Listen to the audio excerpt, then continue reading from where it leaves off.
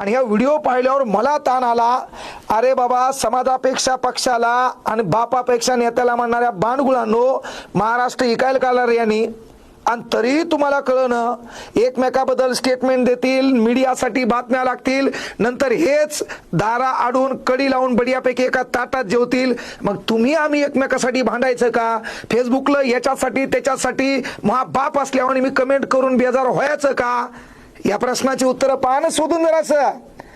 पावसाळा चालू आहे, पत्तर 4 जागी गळायला भिकार छोटा, इथली बकेट तिथं नेऊन उचलून ठेवा लागेल तुला. मग तुला नेता काय म्हणायला आणि माझ्या नेत्याला कसं बोललाय हे म्हणायची तुला गरज आहे का रे? आता हे वातावरण पहा बरं, हा व्हिडिओ पहा, दे धनादन, हा व्हिडिओ पहा.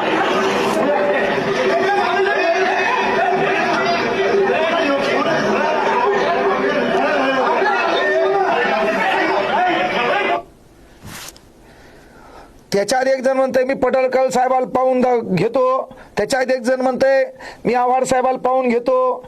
अरे केळ्यांनो, त्याला पाहिल्यानं काहीच होत नाही. आपल्या घराचं चित्र पहा, आपल्या घराची परिस्थिती पहा. ते आमदार आहेत, 7 पिढ्या त्यांच्या बसून खायला एवढी प्रॉपर्टी त्यांच्याकडे येणार आहे. आपलं घर 4 जागी गळायले, आपल्या बायकोला साडी 2 जागी शिवून नेसावं लागली. ती परिस्थिती बदलायचं पहा. पोलिसांना विनंती आहे, ते नेते सोडून द्या, ह्या टग्याला एवढं हाना